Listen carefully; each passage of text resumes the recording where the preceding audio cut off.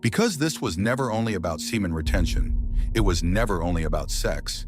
It was always about how a man handles pressure inside his own body, how he responds when energy builds, when desire rises, when tension appears, and whether he immediately looks for release or whether he can sit with it without reacting. Most never learn this. Most are trained into instant response, into quick relief, into patterns that reward them for reacting as fast as possible. And then they carry that same pattern into everything else, into decisions, into habits, into trading. There are men who try to approach retention through force, who tell themselves they will cut everything off, suppress every urge, eliminate every thought, and become completely rigid in their control. And you can see how that ends, because suppression creates tension, and tension always looks for a way out. And when it finally breaks, it breaks harder than before. But there is another way of moving that doesn't fight the energy and doesn't fear it, a way that simply becomes aware of it, slows it down, and removes the urgency that has always been attached to it. Because the real shift happens when you stop turning every experience into a finish line, when you stop chasing the end, when you stop needing the release, and instead you stay present with what is happening in your body without rushing to escape it. If you've been in the habit for years, if your system is used to daily release, daily stimulation, daily dopamine spikes, then trying to suddenly remove everything overnight is not control. It's pressure without understanding. And pressure without understanding usually leads back to the same cycle, just with more frustration attached to it. So the shift begins differently. It begins with awareness, with slowing things down, with noticing the moment the urge appears and creating a small space before reacting. Not eliminating it, not fighting it, just delaying it, even slightly, because that small space is where control is built. You learn to feel the energy instead of escaping it. You learn to stay in your body instead of rushing to the end. You remove the frantic need to finish, and instead you expand the experience. You breathe, you stay present, and over time, you begin to understand that the energy itself is not the problem. It is the unconscious reaction to it that drains you. And this is where the deeper part begins. Because once the energy starts building, it doesn't disappear, it increases. And if you don't give it direction, it turns into restlessness, into agitation, into mental noise, and eventually it pulls you back into the same habits.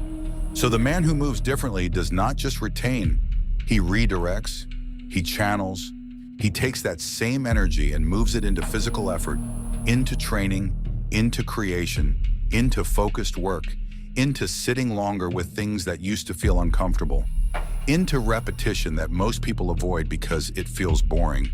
And this is where most people misunderstand everything. They think boredom is something to escape. But in this way of living, boredom becomes stability. Because if you can sit in repetition without needing stimulation, without needing constant reward, without needing constant release, then your mind becomes steady. And that steadiness changes everything, especially in trading. Because the market does not reward the man who reacts quickly. It rewards the man who waits, the man who observes, the man who can sit through an entire session without needing to click just to feel something. And that is rare, because most traders are not losing because they don't understand their system. They are losing because they cannot handle the internal pressure of waiting. They cannot sit with the urge. They cannot tolerate the tension, so they enter early, they exit early, they force trades that were never there.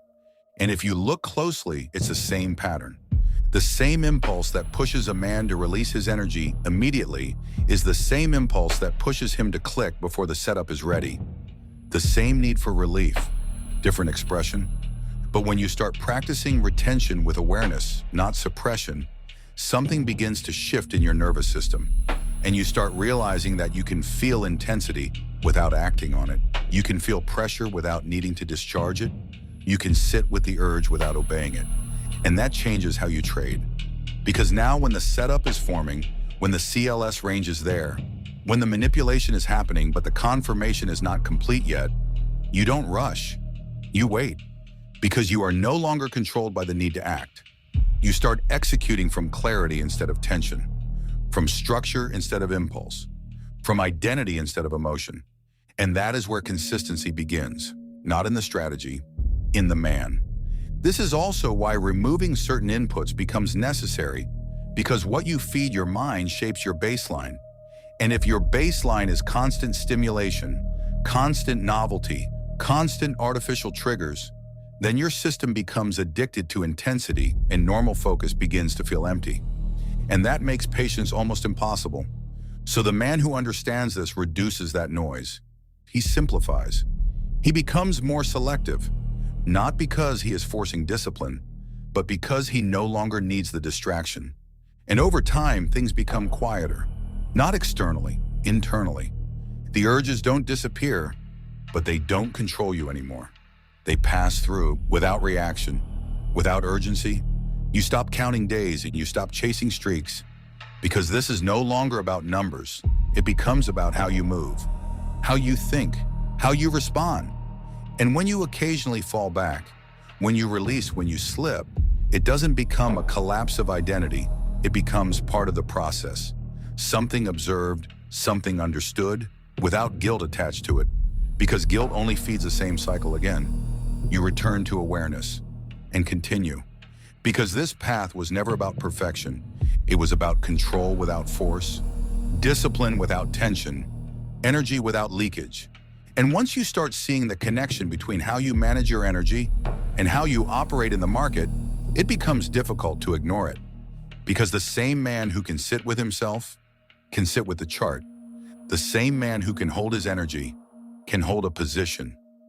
The same man who doesn't rush for release doesn't rush for entries. And this is where things begin to feel different. Quieter, more precise, less reactive, more intentional. Some people will hear this and move on.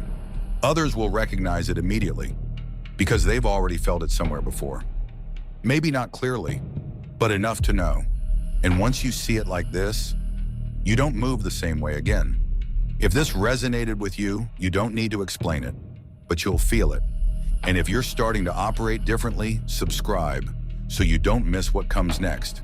Not everything is for everyone, but some will understand this instantly.